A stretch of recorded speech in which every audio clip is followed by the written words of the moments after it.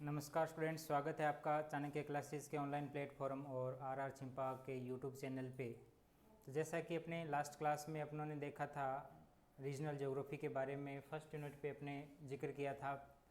Reason mean क्या होता है, प्रदेश किसे कहते हैं, प्रदेश कितने प्रकार के होते हैं, और मुख्यतः 4 प्रदेशों के बारे में जो है अपनों ने जिक्र किया था।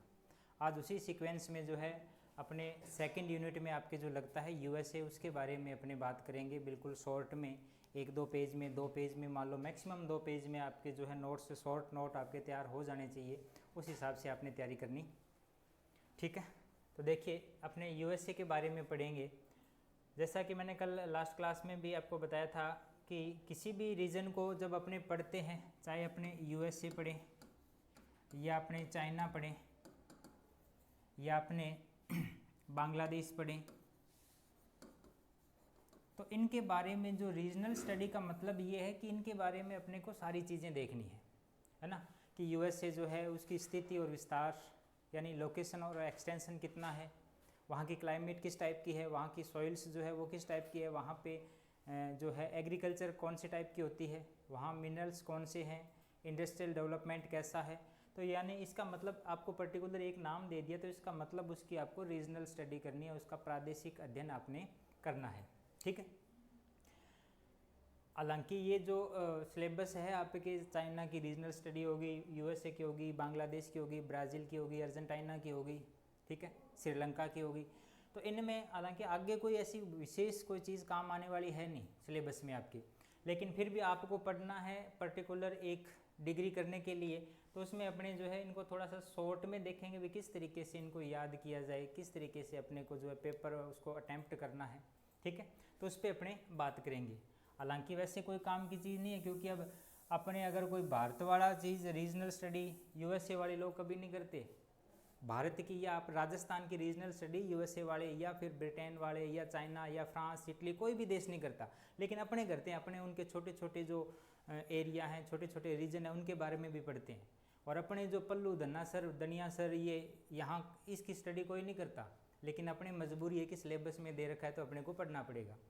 चलिए बात करते हैं। सबसे पहले जो आपको इसमें देखना है वो देखना है इसकी लोकेशन, है ना, कि इसकी जो लोकेशन है वो किस तरीके से है। तो लोकेशन को शॉर्ट में लिख लेना एक पेज पे, और याद रहनी चाहिए। किस तरीके से लिखनी है, देखिए सबसे पहले अपने देखेंगे इसकी स्थिति और विस्तार। स्थिति यानी लोकेशन, और विस्तार यानी एक्सटेंशन। स्थिति और विस्तार के बारे में अपने देखेंगे। तो सबसे पहले अगर स्थिति की बात करें तो इसकी जो स्थिति है वो है 24 डिग्री 24 डिग्री लैटिट्यूड 30 मिनट, यानी 24 डिग्री 30 मिनट से लेकर 49 डिग्री तक 49 डिग्री नॉर्थ, यहाँ पे भी नॉर्थ, यानी दोनों के दोनों, यानी अक्षांश जो है लैटिट्यूड जो है वो कौन से हेमिस्फीयर में, नॉर्थ हेमिस्फीयर में। यानी अक्षांशीय विस्तार की बात करें तो कितना, 24 से लेकर 49 डिग्री के बीच में यूएसए जो है वो स्थित है। इसके बाद अगर अपने बात करें पूरे केवल और केवल यूएसए के बारे में, तो देखिए एक मैप देखते हैं अपने।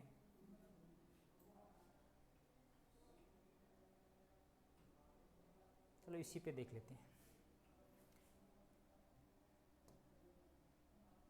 यानी आपने देखना क्या है, सबसे पहले तो यहाँ 24 डिग्री 30 मिनट नॉर्थ से 49 डिग्री नॉर्थ, यानी ये स्थिति है, ठीक है। उसके बाद अगर अपने देखें देशांतरीय विस्तार इसका, यानी लॉन्गिट्यूडनल एक्सटेंशन कितना है। देशांतरीय विस्तार की अगर अपने बात करें तो ये स्टार्ट होता है आपके 66 डिग्री से लेकर 66 डिग्री 57 मिनट से लेकर 124 डिग्री 45 मिनट वेस्ट, यानी पश्चिम, यानी 66 डिग्री 57 मिनट से लेके पश्चिम से लेके 124 डिग्री 45 मिनट पश्चिम तक इसका क्या है, देशांतरीय विस्तार है। तो यानी आपको दो चीज़ें याद रखनी है, अक्षांशीय विस्तार और देशांतरीय विस्तार। अक्षांशीय विस्तार कितना है, 24 से लेके 49, देशांतरीय विस्तार कितना है, 66 से लेके 124। ये स्थिति याद रखनी है, ठीक है, लोकेशन याद रखनी है। उसके बाद अगर अपने बात करें, इसके नॉर्थ में कौन है, कनाडा, इसके साउथ में मैक्सिको, इस तरफ बात करें तो कौन सा, प्रशांत महासागर, और ये जो इस तरफ क्या है, प्रशांत महासागर, इस तरफ कौन सा है, अटलांटिक महासागर। तो ये इसकी स्थिति है, तो थोड़ा सा इसके बारे में पता होना चाहिए, ठीक है। अब इसका विस्तार अगर देखें तो नॉर्थ टू साउथ है ये, नॉर्थ टू साउथ 2493 किलोमीटर, यानी उत्तर से दक्षिणी जो विस्तार है वो कितना है, 2493, यानी 2493, 2493 किलोमीटर। ईस्ट टू वेस्ट की अगर बात करें, यानी पूर्व से पश्चिम या पश्चिम से पूर्व, तो 4379, 4397 किलोमीटर, ये इसका विस्तार है। तो दो बातें आपने याद रखनी है, एक इसकी लोकेशन और दूसरी इसकी जो विस्तार है, ठीक है। उसके बाद आपने क्या करना है, चाहे क्वेश्चन कोई सा भी आए, लेकिन आपने एक मैप बनाना है। क्या बनाना है, मैप बनाना है। मैप में चाहे खुद के समझ आए नहीं आए कोई दिक्कत नहीं है, इस तरीके से आपने एक मैप बनाना है, स्मूथ हैंड से जैसा भी बने, ठीक है। इस तरीके से आपने क्या करना है, एक मैप बनाना है। क्वेश्चन चाहे कोई सा भी आए, मैप जरूरी है। मैप बनाओगे तो जो मार्क्स हैं वो अच्छे आएंगे, ठीक है। ये है यूएसए। इस तरीके से जो भी जैसा भी आपसे बने, मैप ज़रूर बना के आना है, चाहे आप 4 लाइनें कम लिख देना भले ही, लेकिन मैप बनाना है, ठीक है। मैप बनाओगे, स्थिति विस्तार वाला क्वेश्चन आ जाए तो यहाँ पे लैटिट्यूड लॉन्गिट्यूड सारे लिखेंगे, ठीक है, सारे लिखने हैं, ठीक है। जैसा भी मैप बने, मैप बना के आना चाहिए। आपको यूएसए की एग्रीकल्चर के बारे में पूछे, यूएसए के मिनरल्स के बारे में पूछे, या यूएसए के जो है उद्योग है उनके बारे में पूछे, ठीक है। चलिए शॉर्ट में और बात करते हैं कि सबसे पहले जो है इसके जो राज्य हैं, जो फिजिकल पार्ट हैं वो कौन कौन से, यानी भौगोलिक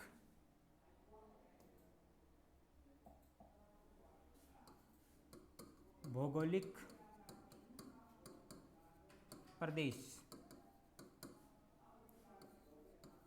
जियोग्राफिकल रीजन, कौन कौन से शॉर्ट में उनकी बात कर लेते हैं। देखिए रटने हैं 5, कितने नाम हैं, 8 नाम है, 8 के 8 रटने हैं। कौन कौन से हैं, सबसे पहला है अटलांटिक और खाड़ी तटीय प्रदेश, अटलांटिक और खाड़ी तटीय प्रदेश, इंग्लिश में क्या हो जाएगा, Atlantic and bay coastal region, Atlantic and bay coastal reason.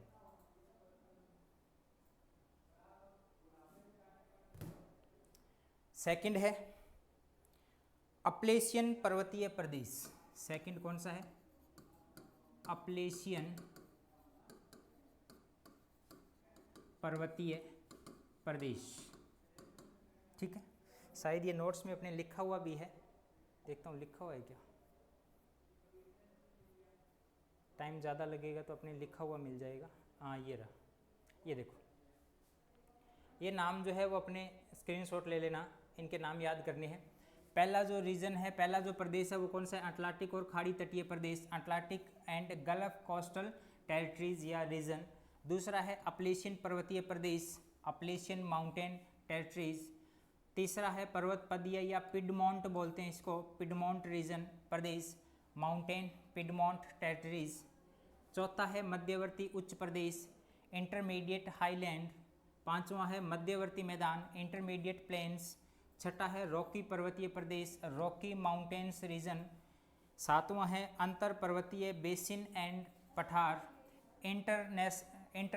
Intercontinental basin and plateaus. और आठवां है प्रशांत महासागरीय घाटियां एवं पर्वतीय प्रदेश, Pacific ocean valley and mountain region. ये 8 प्रदेश हैं किसके, यूएसए के। अगर पहला क्वेश्चन बनता है, इंपॉर्टेंट बनता है मेरे हिसाब से कि यूएसए के जो है ज्योग्राफिकल रीजन कौन कौन से, भौगोलिक प्रदेश कौन कौन से हैं, उनके बारे में बताइए। तो ये 8 नाम आपने याद करने हैं, ठीक है। चलिए आगे आगे जो क्वेश्चन बनेंगे वो ये बनेगा, पहले आप या इसकी लोकेशन देखना चाहो तो ये लोकेशन है, स्क्रीनशॉट ले लेना।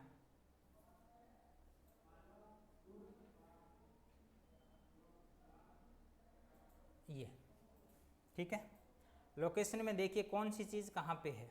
सबसे पहले बात करें अपलेशियन पर्वतीय प्रदेश, ये अपलेशियन पर्वतीय प्रदेश है यूएसए में इस तरीके से। यानी अगर ये क्वेश्चन आता है तो इस तरीके से आपने मैप बनाना है। मैप में अपलेशियन पर्वत को कहाँ दिखाना है, सबसे ईस्टर्न वाले पार्ट में, सबसे पूर्वी भाग में।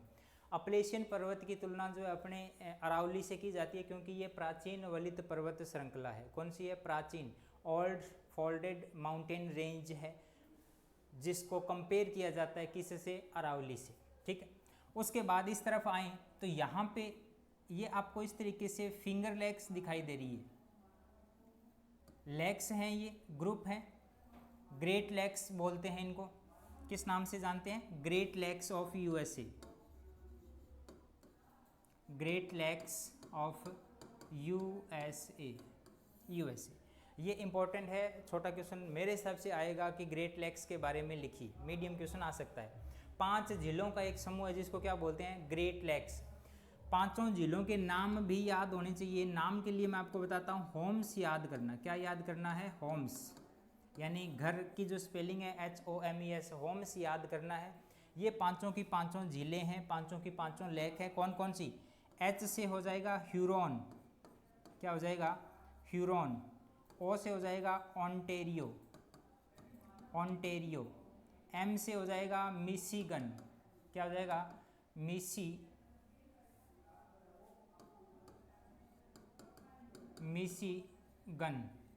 E से हो जाएगा ईरी, S से हो जाएगा सुपीरियर, सुपीरियर। तो 5 झीलों के नाम जो है आपने होम से याद रखने, ग्रेट लेक्स।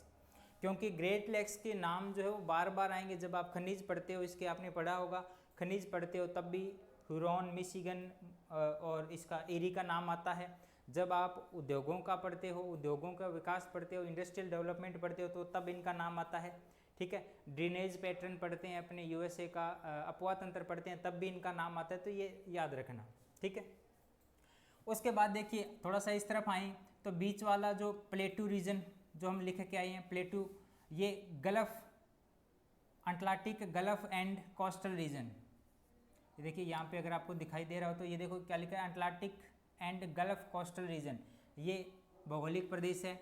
ये प्लेटू वाला यानी पठारी प्रदेश, ये ग्रेट प्लेन्स, महान मैदान जो है यूएसए का। इसके बाद यहाँ पे एक पर्वत श्रृंखला है, कौन सी, रॉकीज। रॉकीज पर्वत श्रृंखला जो है वो नवीन वलित पर्वतों की श्रेणी है, न्यू फोल्डेड माउंटेन रेंज है, किसकी, यूएसए की, जो सबसे पश्चिमी भाग में है। इसके अलावा यहाँ पे सियारा निवादा या छोटी छोटी जो माउंटेन रेंज है वो भी है, ठीक है। उसके बाद ये कोस्टल रीजन है, सबसे लास्ट वाला हमने किया था ना 8 नंबर, पैसिफिक कोस्टल रीजन, यानी क्योंकि इसके अलावा यहाँ पे कौन सा महासागर है, प्रशांत महासागर, तो पैसिफिक कोस्टल रीजन ये वाला है, ठीक है। तो इस तरीके से थोड़ा सा मैप के बारे में आपको थोड़ा सा पता होना चाहिए, कोई ज़्यादा कोई ज़रूरी नहीं है कि सेम टू सेम ही अपने मैप बना के आएँ, चाहे कैसा भी बने, बना के ज़रूर आना है अगर नंबर ठीक लेने हैं, अच्छे लेने हैं, ठीक है। इस तरीके से ये बना के आना है। तो उसके बाद आगे चलते हैं। अब देखिए आपको यूएसए में और क्या चीज़ें पढ़नी है, शॉर्ट में बता रहा हूँ बिल्कुल ही। सबसे पहले जो पहला टॉपिक दे रखा है, इन भौतिक प्रदेशों के अलावा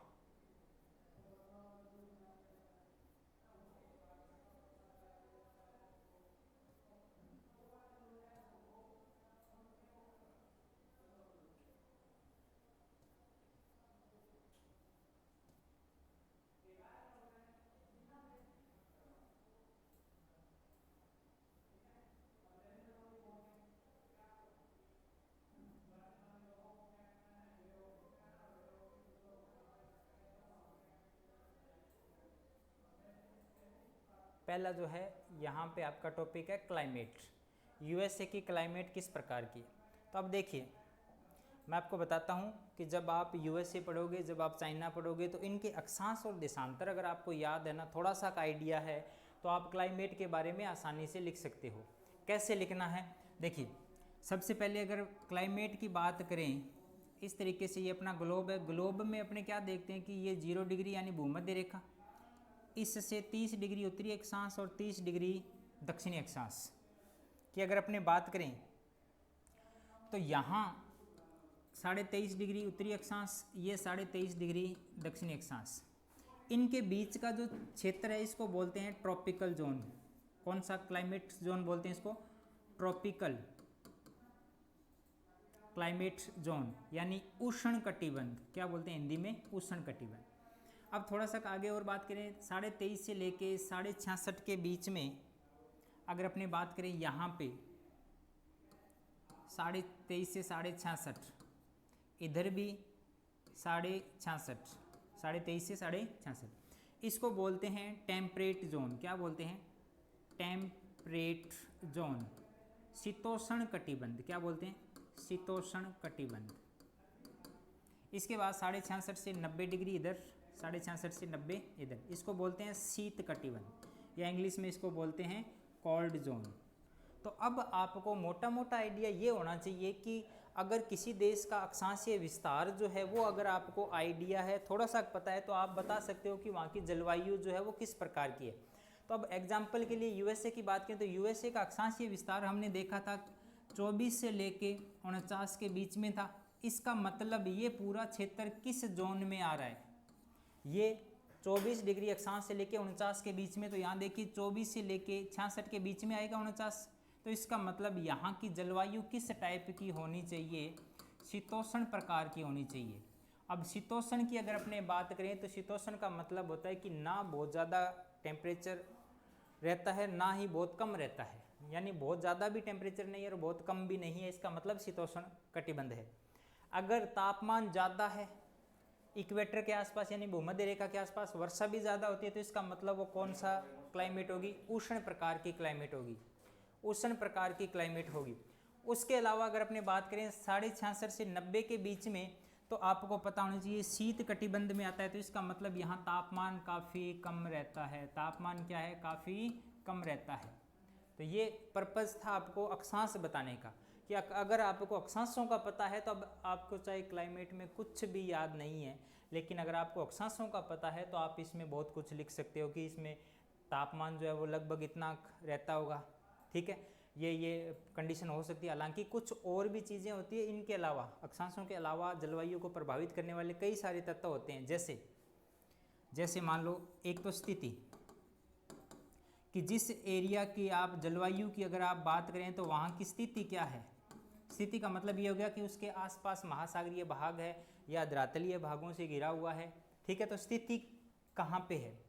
दूसरा जलवायु को प्रभावित करता है उच्चावच।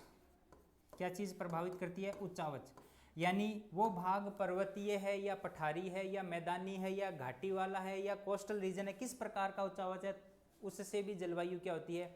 प्रभावित होती है। इसके अलावा कई सारे और भी कारण हो सकते हैं, जैसे वायु राशियाँ भी क्या करती है? जलवायु को प्रभावित करती है। ठीक है, इसके अलावा सामुद्रिक धाराएं, समुद्र की जो धाराएं हैं गर्म और ठंडी होती है, तो इसका मतलब सामुद्रिक धाराएं भी प्रभावित करती है। अगर गर्म जल धारा है तो तापमान बढ़ा देगी, ठंडी धारा है तो तापमान को क्या कर देगी? कम कर देगी। इसके अलावा और हो सकता है महान झीलों का प्रभाव। ये जो झील आपको दिखाई दे रही है ग्रेट लेक्स, इनका प्रभाव भी यूएसए की जलवायु पर पड़ता है। इसके अलावा जलवायु के जो तत्व है जिनमें तापमान, वर्षा और आर्द्रता, ये तीनों चीज़ें भी जलवायु को क्या करती है? प्रभावित करती है। तो ये जलवायु को प्रभावित करने वाले अन्य कारक हैं, जबकि सबसे ज़्यादा जो प्रभावित करता है वो अक्षांशीय स्थिति करती है। तो अक्षांशों की जो स्थिति है वो आपको पता होनी चाहिए। ठीक है, अब इसमें अगर आप आगे देखोगे जलवायु के बारे में, तो जलवायु, यूएसए की जलवायु जो है विशालता है, समुद्री धाराओं का प्रभाव पड़ता है, पूर्व में जो रॉकीज पर्वतमाला उसका प्रभाव पड़ता है, पश्चिम में अपलेशियन पर्वतमाला उसका प्रभाव पड़ता है, ठीक है। तो ये देखो स्थिति विस्तार, स्थिति हमने लिखी है, क्यों लिखी है? क्योंकि अक्षांशों के अनुसार जलवायु परिवर्तन होता रहता है। उच्चावच आधा भाग पर्वतीय है, आधा भाग पठारी है, आधा भाग मैदानी भी है। तो पर्वतीय भागों में वर्षा ज़्यादा होती है, जबकि पठारी और मैदानी भागों में तुलनात्मक रूप से कम वर्षा होती है। वायु राशियों की बात करें तो कॉन्टिनेंटल जो पोलर हवाएं चलती है, ठंडी हवाएं चलती है, उनके कारण भी जलवायु पर प्रभाव पड़ता है। उसके अलावा स्थानीय पवनें, लोकल जो विंड चलती है उनका प्रभाव भी पड़ता है। लोकल विंड में एक नाम याद आया मेरे, याद कर लेना, चिन्नुक हवाएं जो है उनको क्या बोलते हैं? हिम बख्शणी बोलते हैं, हिम बख्शणी पवनें बोलते हैं। क्योंकि ये रॉकीज पर्वतीय भागों में, यहाँ पे ये रॉकीज पर्वत है, इनके पूर्वी भागों में जैसे ये हवाएं नीचे उतरती है पर्वत के सहारे, तो इनका तापमान क्या हो जाता है? बढ़ जाता है। तापमान बढ़ने की वजह से यहाँ पे जो बर्फ़ होती है वो क्या हो जाती है? पिघल जाती है। इसलिए इनको क्या बोलते हैं? हिम बख्शणी पवनें बोलते हैं। तो छोटा क्वेश्चन आ सकता है कि चिन्नुक क्या है, ठीक है ना। वहाँ पे हेलीकॉप्टर नहीं करके आना कि चिन्नुक एक हेलीकॉप्टर होता है जी, उसमें उड़ते हैं और बैठते हैं। चिन्नुक क्या है? एक स्थानीय पवन का प्रकार है, ठीक है, ध्यान रखना। तो ये स्थानीय पवनें भी क्या करती है? प्रभावित करती है। उसके बाद समुद्रिक धाराएं प्रभावित करती है, गल्फ स्ट्रीम वगैरह ये होगी, एक बार थोड़ा सा पढ़ा होगा आपने। महान झीलों का प्रभाव भी पड़ता है जलवायु के तत्व। उसके बाद अगला जो क्वेश्चन बनता है,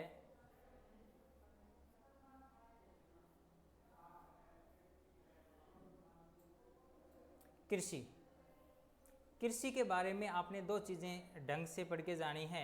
एक तो पढ़ के जानी है कपास, यूएसए की जो कपास की कृषि है, कॉटन। दूसरा आपने पढ़ना है यूएसए का मक्का, कॉर्न बेल्ट और कॉटन बेल्ट।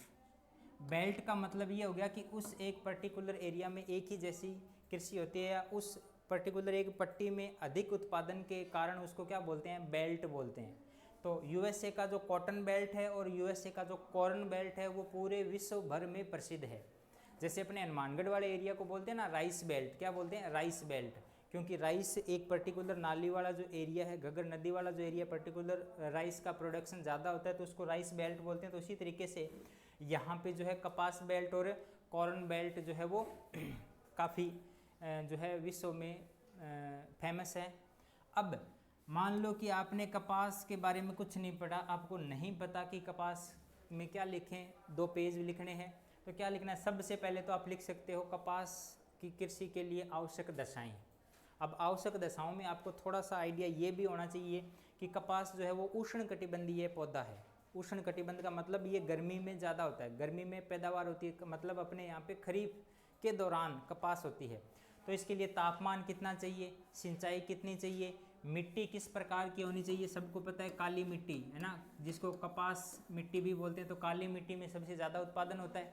और क्या चाहिए? श्रमिक चाहिए उनको चुनने के लिए, ठीक है। तो ये सारी चीज़ें जो है आप पहले लिख सकते हो कि कपास की जो कृषि है उसके लिए क्या क्या चीज़ें आवश्यक है। उसके बाद थोड़े से नाम आपने याद रखने हैं, 5, 7, 10 नाम, मैक्सिमम 10 नाम आप कर सकते हो यूएसए के, कि कोलोरेडो हो गया, अपलेशियन पठारी प्रदेश हो गया, अपलेशियन पर्वतीय प्रदेश हो गया, मैदानी प्रदेश हो गया, महान झील प्रदेश हो गया। ऐसे कुछ नाम जो उसी देश के पर्टिकुलर उनमें क्या होती है? कपास होती है। ऐसा कुछ आप लिख सकते हो तो भी काम में चल जाएगा। बात करें कॉर्न की, मक्का की, तो मक्का भी क्या है? उष्णकटिबंधीय पौधा है। और वहाँ पे जो यूएसए में मक्का है वो खाने के लिए नहीं, वो पशुओं को चराने के लिए यानी ग्रास के लिए सबसे ज़्यादा यूज किया जाता है, ठीक है। ग्रास, सूअर वगैरह को खिलाने के लिए जो है वो सबसे ज़्यादा मक्का का जो है उत्पादन वहाँ पे किया जाता है, ठीक है। तो ये थोड़ा सा ध्यान रखना। कॉटन को यानी कपास को और मक्का को थोड़ा सा पढ़ के जाना है। ग्रेट बेसिन में वर्षा वाले क्षेत्रों में कपास होती है, कॉर्न होता है, ठीक है। अब उसके बाद है यूएसए की सॉइल्स के लिए आपको 2 नाम याद रखने हैं, लिख लेना, शॉर्ट नोट बना लेना, 1-2 पेज पे बन जाएगा। 1-2 पेज पे मतलब कहने का मतलब 500 के 500 यूनिट के लिए मैक्सिमम आपके पास 3 से 4 पेज ही होने चाहिए। तो इसलिए आपको 2 ये मिट्टी के नाम जो है वो याद करने, एक तो पेडोकल, पेडोकल पैड का मतलब होता है मिट्टी, प्लस Cl है, इसका मतलब कैल्शियम, कि वो मिट्टी जिसमें कैल्शियम की मात्रा क्या हो, ज़्यादा हो, कौन सी मिट्टियाँ कहलाती है, पेडोकल।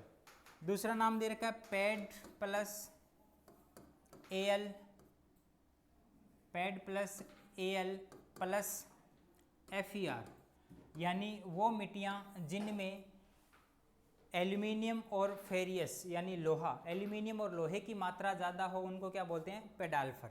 तो ऐसा नाम है। उसके बाद अगर आपको लग रहा है भी पेज भरने हैं, काम नहीं चल रहा, तो एक तो मैप बनाना ही बनाना है, और मैप में आपको मिट्टियाँ बतानी है कि ये मिट्टी यहाँ मिलती है, ये मिट्टी यहाँ मिलती है, कौन जाके कोई नहीं देखेगा, बना के आनी है। अब उसके बाद आपके पास बचती है लेटेराइट मिट्टी हो गई, काली मिट्टी हो गई, पीली मिट्टी हो गई, भूरी मिट्टी हो गई, बलुई मिट्टी हो गई, रेतीली मिट्टी हो गई, पर्वतीय मिट्टी हो गई, ठीक है। इस तरीके से आपने जो है नाम लिखने हैं मिट्टियों के, ठीक है। देखिए कुछ नाम अगर याद हो तो पेडोकल, चरनोजम, चरनोजम को काली मिट्टी भी बोलते हैं, चेस्टनट यानी भूरी मिट्टी का ही एक प्रकार होता है, भूरी मरुस्थलीय मिट्टी, पोडजोल, भूरी पोडजोल, लाल मिट्टी, प्रेरी मिट्टी, प्रेरी प्रदेश में जो मिट्टियाँ मिलती हैं, कांप मिट्टी, रेतीली, पर्वतीय, पेडोकल, ठीक है। इस तरीके से ये नाम जो है कुछ आपने रट के जाने हैं।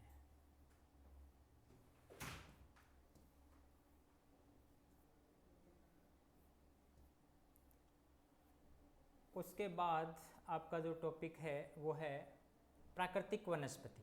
अब वनस्पति में क्या करना है, वनस्पति के कुछ नाम हैं, ये नाम लिख लेने एक पेज पे कि यूएसए में कौन से प्रकार की वनस्पति मिलती है, ठीक है। आपको पता है कि यूएसए शीतोष्ण कटिबंध में पड़ता है, क्योंकि 24 डिग्री से 49 डिग्री के बीच में, तो यहाँ कोणधारी वन मिलते हैं। क्या मिलते हैं, कोणधारी वन, कॉनिफर्स फॉरेस्ट,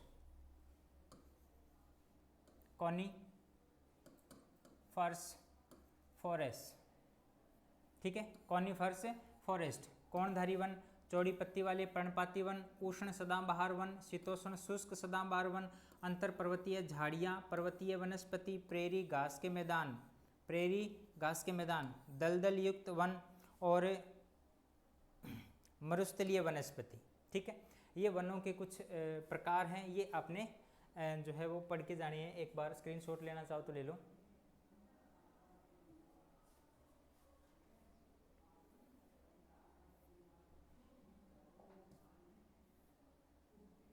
ठीक है, ये मैप बनाना इस तरीके से, जैसा कि आपको दिख रहा है कि सबसे ज़्यादा जो वनस्पति आपको किस वाले भाग में दिखाई दे रही है, ये वाले भाग में। तो इसका मतलब इस वाले रीजन में सबसे ज़्यादा वनस्पति धीरे धीरे फिर यहाँ कम होती जाती है, ऊपर वाले भाग में भी कम होती है, क्योंकि यहाँ पे टेम्परेचर काफ़ी डाउन हो जाता है कनाडा की तरफ आते आते। उसके बाद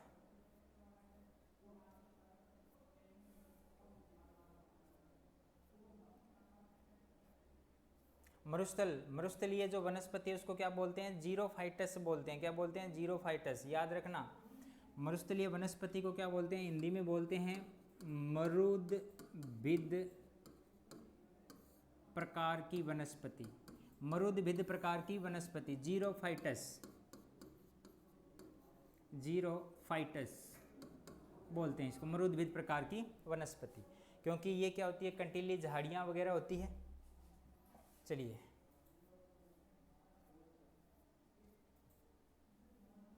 कपास, कॉटन, इसके बारे में अपने ने जिक्र कर लिया, थोड़ा सा देख लेना एक बार। शुगर कैन, गन्ना, इनकी आवश्यक दशाएं ज़रूर लिख के आना, आवश्यक दशाएं। सब्जी उत्पादन, ट्रक फार्मिंग को याद रखना, भी छोटा क्वेश्चन आ सकता है। ट्रक फार्मिंग क्या है, कैलिफोर्निया से शुरुआत होती है ट्रक फार्मिंग की। ट्रक फार्मिंग, ट्रक फार्मिंग का मतलब हो गया कि बड़े जो शहर हैं या बड़े जो नगर हैं, जन समूह हैं, उनके चारों ओर जो कृषि की जाती है वो ट्रक फार्मिंग प्रकार की जाती है। ट्रक फार्मिंग का मतलब ट्रकों में लाद के सामान, ऐसा सामान जो 24 घंटे में या 48 घंटे में ख़राब होने वाला हो, उनको शहर तक पहुंचाने के लिए ट्रकों का यूज किया जाता है, इसलिए इसका नाम क्या पड़ गया, ट्रक फार्मिंग। तो ये थोड़ा सा ध्यान रखना, ट्रक फार्मिंग की शुरुआत कैलिफोर्निया से होती है, ठीक है। एक याद रखना, मिश्रित कृषि, छोटा क्वेश्चन आ सकता है कि मिश्रित कृषि क्या है, मिक्स्ड एग्रीकल्चर। मिक्स्ड एग्रीकल्चर, तो उसमें क्या करते हैं, ज़्यादातर बच्चे मिक्स्ड का कहते ही कहेंगे कि चावल को और गेहूं को मिलाकर बोना, कपास को और गन्ने को मिलाकर बोना। मिक्स्ड का मतलब वो नहीं है। मिश्रित कृषि का मतलब है कृषि के साथ क्या किया जाना चाहिए, पशुपालन। अगर कृषि और पशुपालन दोनों चीज़ें एक साथ की जाती है तो उसको क्या बोलते हैं, मिश्रित कृषि बोलते हैं, न कि फसलों का कोई मिश्रण है। ठीक है, ये ध्यान रखना। एनिमल हस्बेंड्री विद एग्रीकल्चर अगर एक साथ की जाए तो उसको मिक्स्ड बोलेंगे। सुपीरियर झील कहाँ है, सुपीरियर झील किसके लिए, लोहे के लिए ना, लोहा स्टार्ट हो गया, आयरन।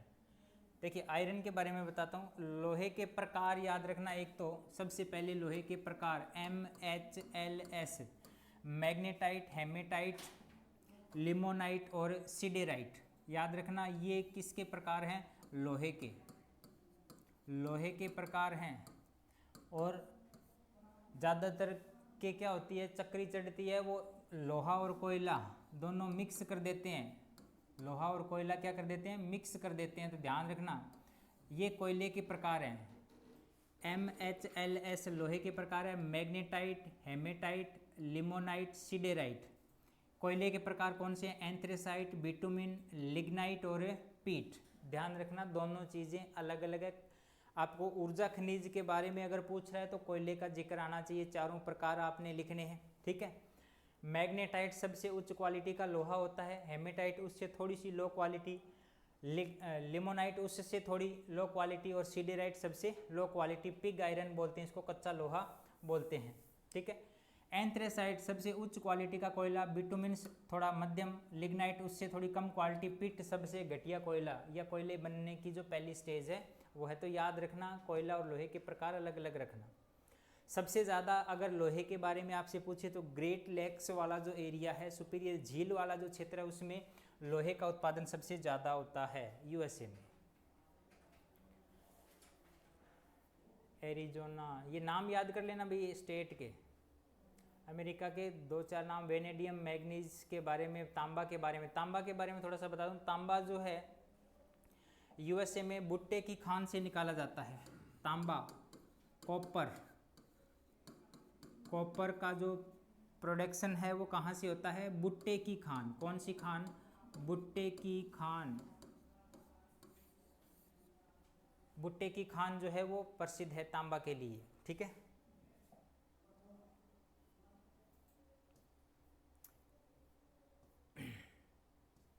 कोयला, कोयले के प्रकार याद रखने हैं।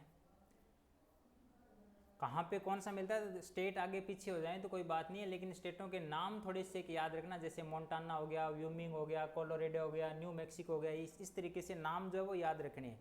पर्टिकुलर वहाँ देख के कोई नहीं आएगा कि कौन सा चीज़ कहाँ पे होती है, पर नाम आपको याद होने चाहिए।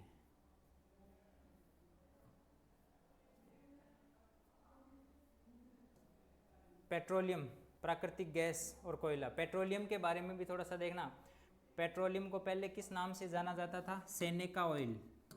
किस नाम से, सेनेका ऑयल के नाम से जाना जाता था। क्यों, क्योंकि इसकी खोज जो है सैमुअल कीर ने की थी। किसने, सैमुअल कीर नाम का एक विद्वान था, उसने क्या किया था, पेट्रोलियम की खोज की थी। तो इसके नाम पे ही इसको क्या बोला जाता था, सेनेका ऑयल। कहाँ पे खोज की थी, तो टिट्सविले नामक जगह पे। कहाँ पे, टिट्सविले जगह पे जो है पेट्रोलियम की खोज की थी। बाद में इसका नाम पेट्रोलियम पड़ा। पेट्रोलियम क्यों पड़ा, क्योंकि पेट्रो प्लस ऑयलम शब्द से बना है। पेट्रो का मतलब होता है चट्टान और ऑयलम का मतलब होता है तेल।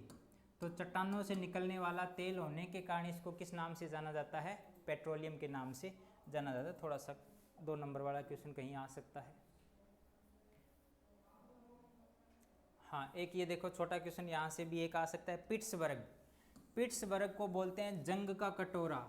क्या बोलते हैं, जंग का कटोरा, क्योंकि लोहा इस्पात का जो है सबसे ज़्यादा उत्पादन और कार्य जो है वो कहाँ पे किया जाता है, पिट्सबर्ग में किया जाता है। तो इसको विश्व का जंग का कटोरे के नाम से भी जाना जाता है। तो छोटा क्वेश्चन आ सकता है कि पिट्सबर्ग क्या है। तो लोहा इस्पात उत्पादन में विश्व भर में अग्रणी क्षेत्र है कौन सा? पिट्सबर्ग। और इसके साथ एक और क्षेत्र पड़ता है जिसका नाम है यंगस्टाउन। तो पिट्सबर्ग को अच्छी तरीके से याद रखना। शिकागो को याद रखना, शिकागो गहरी क्षेत्र लोहा इस्पात का है, ठीक है। शिकागो जो है विश्व में मांस मंडी के लिए प्रसिद्ध है। विश्व की मांस की सबसे बड़ी मार्केट, मीट की वर्ल्ड की सबसे लार्जेस्ट मार्केट कौन सी है? शिकागो, ठीक है। उसके बाद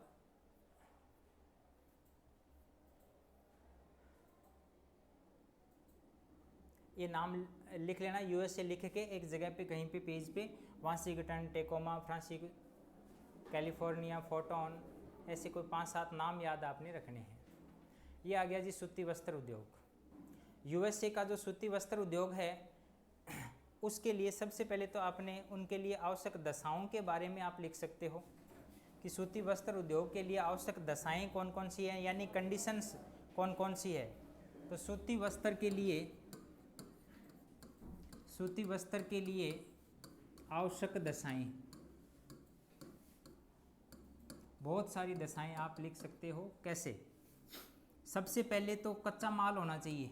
क्या होना चाहिए? कच्चा माल, रॉ मटेरियल की बात करें यानी कपास होनी चाहिए कपड़ा बनाने के लिए। उसके बाद दूसरी जो आवश्यकता है वो है ऊर्जा की, कि जो मिल्स वगैरह है उनको चलाने के लिए क्या चाहिए? ऊर्जा चाहिए। उसके बाद क्या चाहिए? पूंजी। अब दोनों चीज़ें हैं तो उस पर लगाने के लिए, उद्योगों को लगाने के लिए, फैक्ट्री को लगाने के लिए क्या चाहिए? पूंजी चाहिए। उसके बाद क्या चाहिए? जो तैयार माल है या कच्चा माल है, फैक्ट्री से, खेत से फैक्ट्री और फैक्ट्री से फिर मार्केट तक पहुंचाने के लिए क्या चाहिए? अच्छा परिवहन चाहिए, परिवहन के साधन अच्छे होने चाहिए। उसके बाद क्या चाहिए? इसमें काम करने के लिए श्रमिक भी तो चाहिए। क्या चाहिए? अच्छे श्रमिक भी चाहिए। इसके अलावा क्या चाहिए? सरकार की नीतियाँ जो है वो भी क्या होनी चाहिए? उद्योगों के फेवर में होनी चाहिए, ठीक है।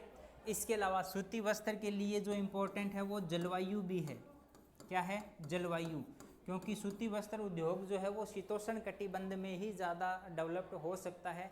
क्योंकि आपको पता है कि जैसे अपने पुराने टाइम में क्या होते थे कि घरों में चरखा काटते थे, और अगर आपको पता हो तो चरखे काटने का जो टाइम हुआ करता था वो अपने यहाँ इस एरिया की बात करें, हनुमानगढ़, गंगानगर या इस एरिया की राजस्थान की बात करें तो लगभग जून जुलाई का महीना हुआ करता था, जुलाई अगस्त का महीना हुआ करता था। तो इसका मतलब उस टाइम में मौसम में क्या होता है? मॉइस्चर होता है, नमी होता है। उस नमी की वजह से क्या है? धागा टूटता नहीं। तो जलवायु भी क्या करती है? प्रभावित करती है सूती वस्त्र के लिए। अब यूएसए में क्या है? इस तरीके की जो कंडीशन है बहुत सारी मिलती है। कैसे? अगर यूएसए का अगर आप इस तरीके से मैप बना के अगर अपने बात करें तो यूएसए में जो सूती वस्त्र उद्योग है उसका सबसे ज़्यादा जो विकास है वो कहाँ पे हुआ है? वो इस वाले भाग में हुआ है, न्यू इंग्लैंड। छोटा क्वेश्चन बन सकता है, न्यू इंग्लैंड प्रदेश है ये यूएसए का। इंग्लैंड वो वाला इंग्लैंड नहीं है, ये न्यू इंग्लैंड जगह का नाम है। इस वाले भाग में तो न्यू इंग्लैंड क्षेत्र में सूती वस्त्र का उत्पादन या जो उद्योग है वो सबसे ज़्यादा विकसित हुआ है यूएसए में, ठीक है। क्यों हुआ है? क्योंकि इधर अटलांटिक महासागर है। इस तरह पूरे मैप में देखें तो यहाँ पे अटलांटिक महासागर है, तो यहाँ पे परिवहन सुविधा भी अच्छी है। यूरोप से जो लोग माइग्रेट होके आए थे, जो प्रवास करके आए थे, सबसे पहले इसी एरिया में आके बसे थे। यूरोप से आने वाले लोग सबसे ज़्यादा पहले पूर्वी भाग में आके बसे थे। इसलिए सूती वस्त्र उद्योग का सबसे ज़्यादा जो विकास हुआ है वो किस वाले भाग में हुआ है? पूर्वी भाग में हुआ है। न्यू इंग्लैंड क्षेत्र का नाम याद रखना, ठीक है। ये प्रमुख आवश्यक दशाएं हैं सूती वस्त्र उद्योग की स्थापना के लिए, तो स्क्रीनशॉट ले लेना या लिख लेना। चलिए चलते हैं आगे। ये देखो पहला नाम आया ना, न्यू इंग्लैंड क्षेत्र। सबसे पहले यहीं पे जो है प्रथम सूती वस्त्र मिल लगी थी रोड आइलैंड केटुकर स्थान पर 1793 में पहली मिल लगी थी कपड़े की। मध्य अटलांटिक तटीय क्षेत्र में न्यू जर्सी क्षेत्र जो है वो किसके लिए प्रसिद्ध है? न्यूयॉर्क पूरे वर्ल्ड में रेडीमेड कपड़े के लिए प्रसिद्ध है, ठीक है। उसके बाद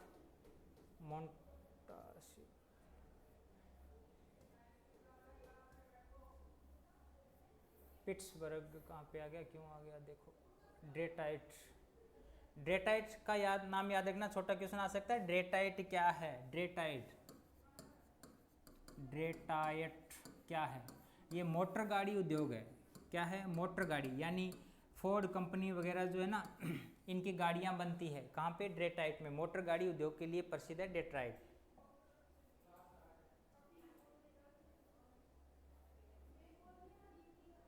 जलयान निर्माण, शिप। ठीक है, चलो बस इतना ही था। शॉर्ट में एक बार वीडियो देख लेना, थोड़ा सा आपका पहले भी पढ़ा हुआ होगा, शॉर्ट नोट तैयार कर लेना। और एक जो है चैनल को सब्सक्राइब ज़रूर कर देना, भी पैसे नहीं लगते सब्सक्राइब करने के। ठीक है, और घर पे एक आधा कोई मोबाइल और पड़ा है तो उससे भी कर दिया करो, कोई पैसे थोड़ी लगते हैं। ठीक है, बाकी अपने आगे मिलते हैं नेक्स्ट वीडियो में। Thank you very much.